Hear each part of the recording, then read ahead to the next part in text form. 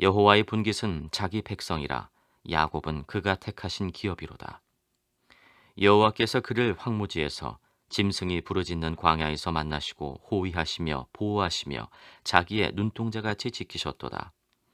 마치 독수리가 자기의 보금자리를 어지럽게 하며 자기의 새끼 위에 너풀거리며 그의 날개를 펴서 새끼를 받으며 그의 날개 위에 그것을 엎는 것 같이 여호와께서 홀로 그를 인도하셨고 그와 함께한 다른 신이 없었도다.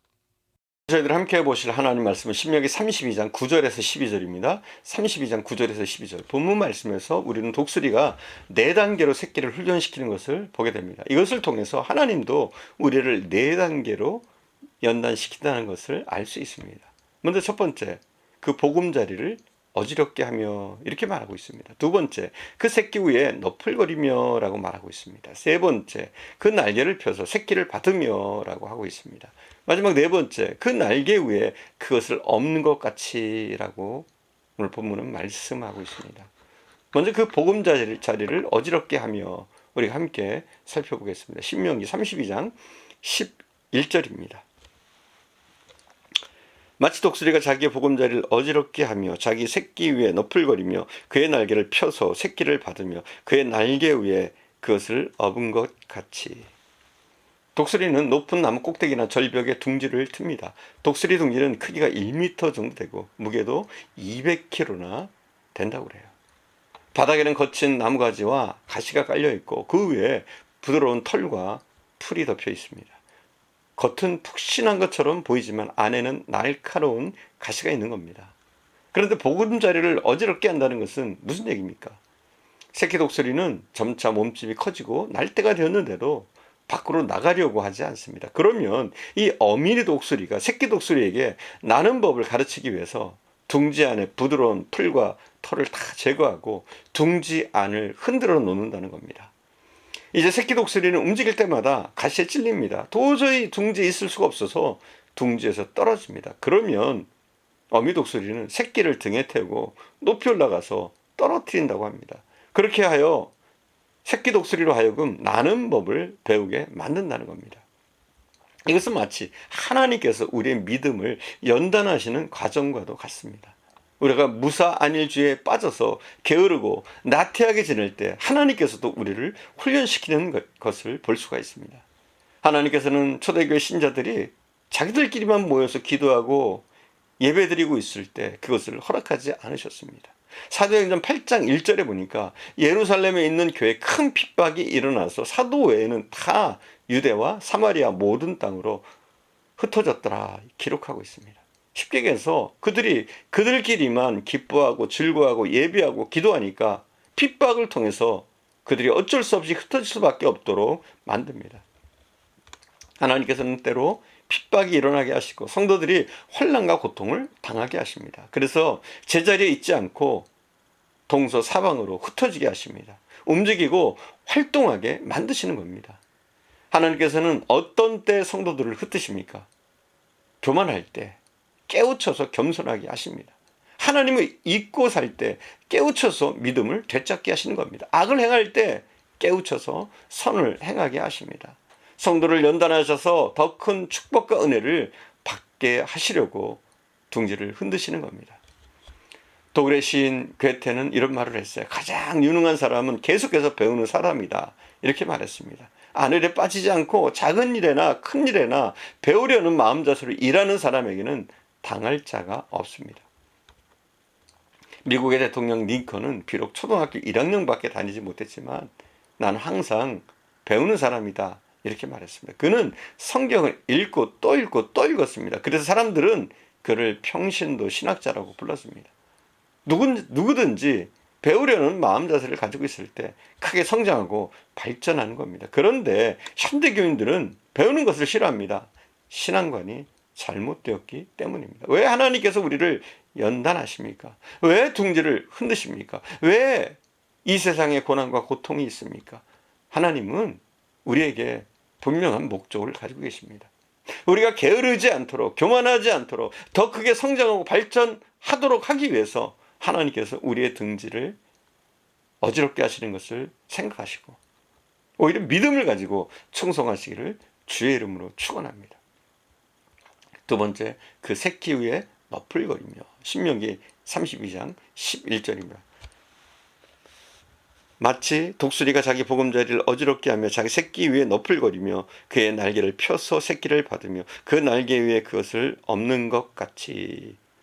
그 새끼 위에 너풀거리며. 이 말씀이 무슨 말씀입니까? 어미 독수리가 날개를 쫙 펴서 둥지에 있는 새끼에게 나는 모습을 보여주고 있는 겁니다. 이렇게 나는 거야. 날개는 이렇게 움직이는 거야 하고 시범을 직접 보이는 겁니다. 그러면 새끼들은 어미가 하는 것이 신기해서 이리저리 쳐다보고 저리 쳐다보고 합니다. 나도 저렇게 날 수 있을까? 나도 저렇게 날개를 움직일 수 있을까? 이런 생각들을 하게 됩니다. 이렇게 어미 독수리는 새끼에게 자극을 주는 겁니다. 여러분, 이것을 통해서 무엇을 깨닫습니까? 어미 독수리가 날개를 펴서 새끼에게 모범을 보이듯이 하나님은 말씀을 통해서 우리에게 삶의 모범을 가르쳐주고 계십니다. 그러므로 우리는 하나님의 말씀을 통해서 배울 것은 배우고 깨달을 것은 깨달아야 합니다. 하나님께서 출애굽한 이스라엘 백성들이 광야에 있을 때 낮에는 구름기둥, 밤에는 불기둥으로 그들을 인도하셨습니다.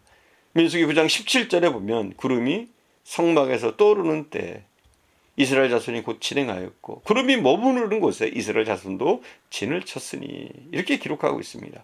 구름이 멈추면 이스라엘 백성도 멈추고 구름이 움직이면 이스라엘 백성도 움직였습니다.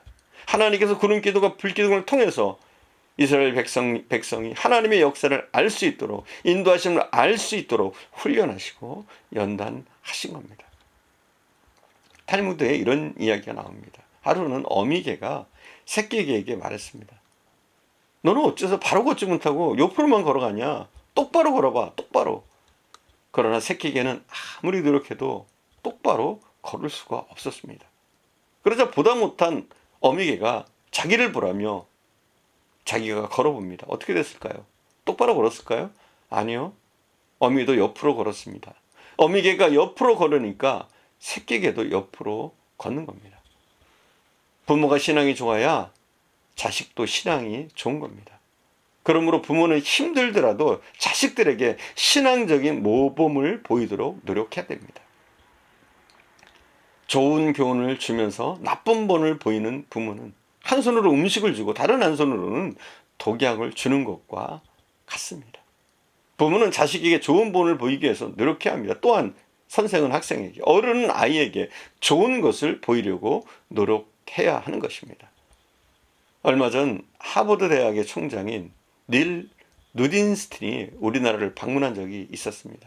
그의 아버지는 유태계 소련인이고 어머니는 이탈리아 출신의 식당 종업원이었습니다.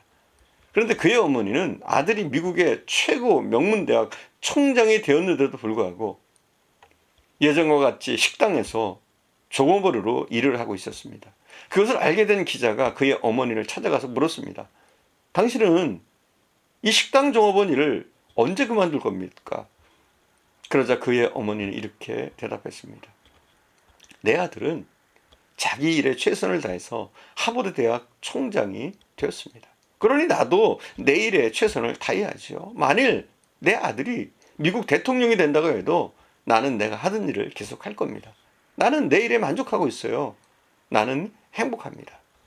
그래서 기자는 그 어머니의 그 아들이요, 그 아들의 그 어머니군요, 이렇게 말했다고 합니다.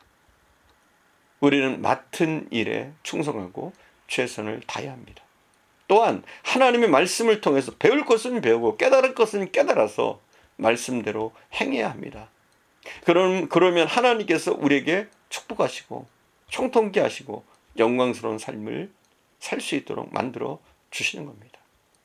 무엇보다 사랑하는 여러분, 여러분의 자녀들, 여러분이 가르쳐야 될 대상들, 그들에게 말로만이 아니라 여러분의 삶으로 모범을 보이시는 저와 여러분 되시기를 간절히 축원드립니다. 기도하겠습니다. 사랑하는 주님, 연약한 저희들을 늘 보호하시고 인도하시고 때에 따라 우리를 훈련시키시며 때에 따라 우리를 온전히 선한 길로 인도하심을 믿습니다. 이스라엘 백성들이 낮에는 구름 기둥이, 밤에는 불 기둥이 그들을 인도할 때에 순종하며 그것을 따라갔던 것처럼 우리도 하나님의 말씀하심에, 하나님의 말씀에 순복하며 말씀대로 따라갈 수 있는 저희들 되어줄 수 있게 하시기를 원합니다. 하나님의 인도하심은 늘 선하시며 서로 그것이 우리에게 고통과 시련으로 느껴질지라도 그것이 최선의 기름을 우리가 믿고 온전히 순종하며 주의 길을 갈 수 있게 하옵소서. 할 수만 있다면 우리 한 사람 한 사람이 본이 되는 삶을 살게 하옵소서. 자녀에게 본이 되게 하시고 교회에서 본이 되게 하시며 이웃에게도 본이 되는 믿음의 사람이 되어줄 수 있도록 우리의 삶을 지켜주시고 인도하옵소서. 오늘도 함께 하신 주님께 감사드리며 우리 구주 예수님의 이름으로 기도드립니다. 아멘.